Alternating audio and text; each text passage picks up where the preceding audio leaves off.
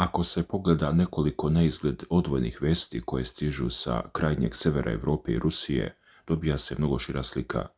Oko Kaliningradske oblasti beleži se pojačana aktivnost zapadnih izviđačkih i specijalizovanih aviona, dok se hiljadama kilometara dalje duboko u Arktiku odvija pomorska operacija kakva do sada praktično nije viđena. Ruski tankeri uz podršku nuklearnih ledolomaca prolaze ekstremno severnom rutom prema Aziji, dok istovremeno Kina povećava korišćenje severnog morskog puta i pokušava da ga pretvori u ozbiljan trgovački pravac prema Europi. To su teme koje ulaze među značajnije vesti za 19. avgust, jer pokazuju da se sever Europe i Arktik sve više pojavljuju istovremeno kao vojni, energetski i trgovački prostor. Prema navodima koje prenose ruski mediji, među njima i Rosijskaja gazeta, u blizini Kaliningradske oblasti primećena je neobičajeno intenzivna aktivnost više različitih tipova zapadnih vojnih aviona. Pominje se E-3A Sentry, NATO avion za rano upozoravanje i kontrolu iz vazduha. To nije običan izviđački avion. Njegova osnovna uloga jeste stvaranje široke slike situacije u vazdušnom prostoru, praćenje letelica, koordinacija i rano upozoravanje. Pored njega navodi se i Artemis II, platforma namijenjena dubinskom izviđanju, kao i EA-37B, Compass Call, jedan od najnovih američkih sistema za elektronsko ratovanje. Posebnu pažnju privlači upravo EA-37B. Reč je o veoma specijalizovanoj platformi, čiji značaj nije u klasičnom bombardovanju, već u elektronskom domenu, komunikacijama, radarima i drugim elementima protivničkog sistema komandovanja i kontrole. Ruski izvor također iznosi pretpostavku da su u široj aktivnosti mogli da učestvuju lovci F-35 i avioni tankeri KC-135. Dakle, dragi gledalci, sama kombinacija javno pomenuti platformi privlači pažnju vojnih posmatrača. Kada se u istom prostoru pojavljuju avion za rano upozoravanje, izviđačka platforma i avion za elektronsko ratovanje, logično je da se postavlja pitanje kakav je karakter aktivnosti. Ruski vojni kanal, Vojna hronika, na koji se poziva izveštaj, iznosi dve mogućnosti. Da li u pitanju bila velika vežba vezana za djelovanje protiv zone snažne protivvazdušne odbrane, ili da je vršeno detaljnije prikupljanje podataka o ruskim sistemima PVO i elektronskog ratovanja u Kaliningradskoj oblasti. To je međutim procjena izvora, a ne dokaz da NATO priprema bilo kakvu stvarnu operaciju protiv Kaliningrada. Upravo je ta razlika veoma važna. Međutim, dok se pažnja na Baltiku usmjerava prema Kaliningradu, mnogo severnije Rusija izvodi potpuno drugačiju operaciju. Tamo nije reč o avionima, reč je o nafti, tankerima, ledu, nuklearnim ledolomcima i novoj trgovačkoj geografiji sveta. Norveški Observer opisao operaciju kao nezabeleženu u dosadašnjem arktičkom transportu. Najmanje 15 brodova našlo se u konvoju koji je krenuo preko ruskog Arktika, a među njima je bilo najmanje 8 naftnih tankera.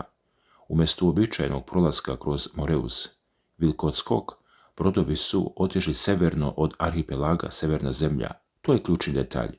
Takvim manevrom brodovi su stigli severnije od 81,5 stepeni severne geografske širine. Drugim rečima, otišli su u područje u kojem obični naftni tankeri gotovo nikada nisu učinili ništa slično u ovakvom broju. A zašto? Jedan od razloga koji se navodi jeste stanje leda u Moreuzu Vilkitskog. Norveški stručnjak za nautiku i penzionisani profesor Norvald Kjerstad objašnjava da je tradicionalni prolaz i dalje mogao da bude zahvaćen relativno teškim ledom, zbog čega je konvoj krenuo mnogo dužim putem. Obilazak je ogroman. Prema navodima Barents Observera, ruta je gotovo 1000 km duža, ali najveća priča nije samo u kilometraži. Najveća priča je u tome kakvi brodovi tuda prolaze. Među tankerima se navode Vostočni prospekt, Litejni prospekt, Ligovski prospekt, Jupiter, Jager, Viktor, Bakajev, Dinasti i Saga. Na njima se prema procjenama iz teksta nalazi ukupno gotovo 1.000.000 tona nafte. Ljudi, Dakle, nije u pitanju simbolična probna plovidba jednog broda. Govorimo o ozbiljnom energetskom teretu koji Rusija šalje prema Aziji kroz jedan od najtežih pomorskih prostora na planeti. Posebnu zabrinutost norveških stručnjaka izaziva podatak da nisu svi brodovi napravljeni za ozbiljne arktičke uslove. Za tankere Dinastiji i Saga navodi se da nemaju odgovarajući standard ledene klase, dok Viktor Bakajev ima samo niži nivo zaštite od plovidbe kroz led. Kjerstad zato koristi veoma snažan izraz. On takvu plovidbu ocjenjuje kao izuzetno rizičnu. Njegov argument je jednostavan. Čak i ako je more neposredno severno od severne zemlje trenutno prohodno, to ne znači da je čitava ruta bezbedna.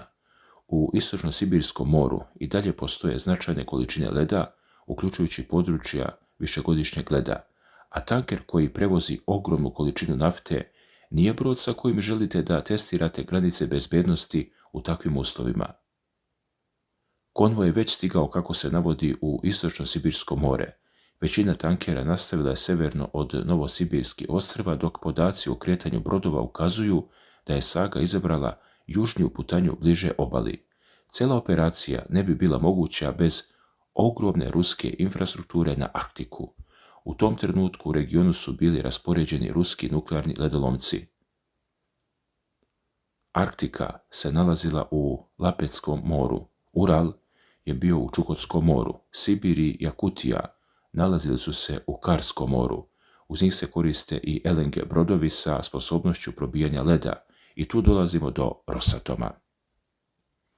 Ruska državna korporacija, odgovorna za razvoj Severnog morskog puta, ali i za izdavanje dozvola za plovidbu tim koridorom, samim tim na njoj je i veliki deo odgovornosti za bezbednost operacija. Moskva godinama ulaže ogromna sredstva u ideju da Severni morski put prestane da bude samo egzotična arktička ruta i postane ozbiljan deo međunarodne trgovine. Sada se pojavljuju podaci koji pokazuju zašto je Rusiji toliko stalo do tog projekta. Prema podacima koje prenosi High North News, teretni promet na Severnom morskom putu mogao bi tokom 2026. prvi put da premaši 40 miliona tona. Atomflot navodi da je količina tereta tokom prve polovine 2026. bila približno 15% veća nego u istom periodu prethodne godine. Ukoliko se sadašnje projekcije ostvare, ukupan promet bit će oko 10% veći nego 2025. godine, ali iza brojki se nalazi još važnija promjena – Kina. Rusko-kineski teretni promet duž Severnog morskog puta, prema navedenim podacima, već je premašio 5 miliona tona tokom prvih 6 mjeseci 2026. godine. Moskva i Peking imaju mnogo veći cilj. Do 2030. žele 20 miliona tona bilateralnog teretnog saobraćaja ovom rutom. Ako se taj cilj približno ostvari, Arktik više neće biti samo priča o ruskoj nafti i gasu, postaće važna komponenta trgovinskog povezivanja Rusije i Kine. Zapadne sankcije pokušale su da otežaju razvoj više ruskih energetskih i brodograditeljskih projekata u regionu. Pojedini projekti jesu usporeni ili smanjeni, ali podaci koji se sada objavljuju pokazuju da saobraćaj nije zaustavljen. Primjer je Sovcomflot. Ruski državni brodarski operater je, prema podacima koje prenosi High North News, u prvom kvartalu 2026. godine prijavio prihode od $444 miliona, odnosno rast od oko 60%. Prijavljen je profit od $94 miliona nakon gubitka od $393 miliona u istom periodu prethodne godine. Dakle, dragi gledalci, od Baltika prema Barencovom moru, zatim preko Karskog, Laptevskog, Istočno-Sibirskog i Čukotskog mora formira se ogroman prostor u kojem se ukrštaju vojni i ekonomski interesi Rusije, NATO država i azijskih sila. Kaliningrad predstavlja rusku isturenu vojnu tačku na Baltiku. Dalje prema severu nalaze se Norveška i njene NATO teritorije.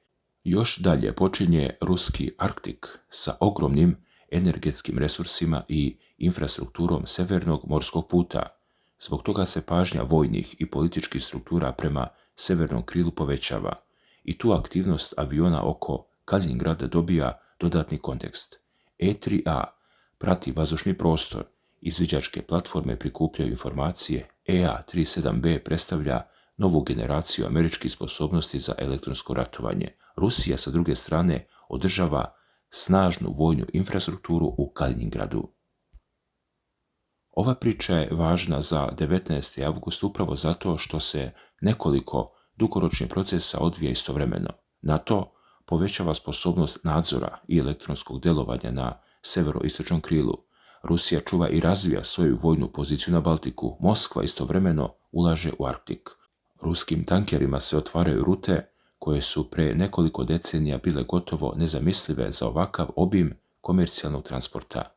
Kina traži dodatne trgovačke pravce prema Europi, a klimatski i ledeni uslovi otvaraju određene mogućnosti, ali istovremeno ostavljaju ogromne rizike.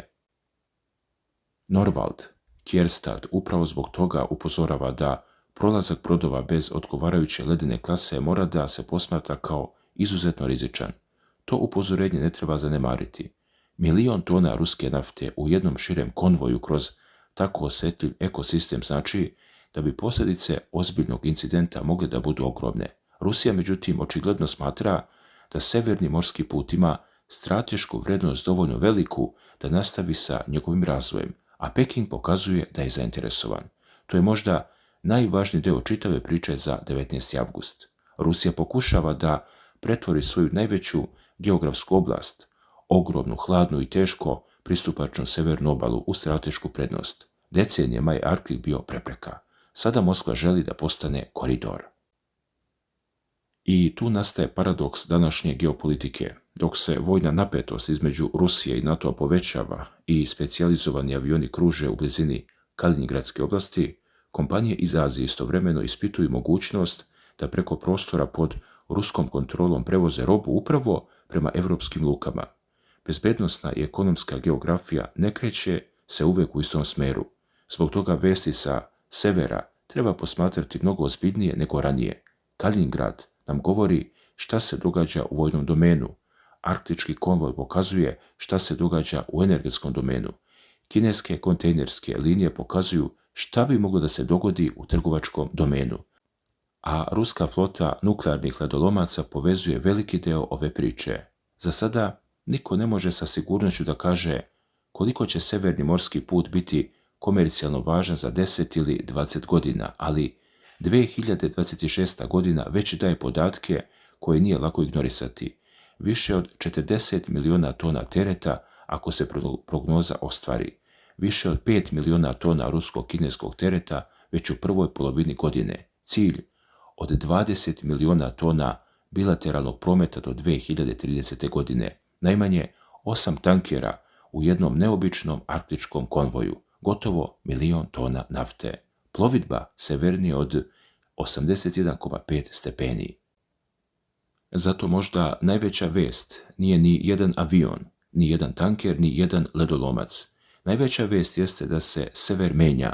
Prostor koji je nekada predstavljao kraj trgovačke mape, danas pokušava da postane njen novi koridor. Rusija tu vidi ogromnu stratešku priliku. Kina vidi potencijalno kraću dodatnu vezu prema Europi, zapadne zemlje vide prostor koji istovremeno dobija sve veći ekonomski i vojni značaj. A događaji kod Kaliningrada podsjećaju koliko je odnos između Rusije i NATO-a u tom širem severnom prostoru osjetljiv. A glavno pitanje tek dolazi. Da li će Rusija zajedno sa Kinom uspeti da severni morski put pretvori u stabilan trgovački koridor prema Europi ili će led, troškovi, sankcije, bezbednosti, rizici i rastuće geopolitičke tenzije pokazati gde su granice te ambicije. To je priča koju ćemo po svemu sudeći tek pratiti. Hvala na pažnji.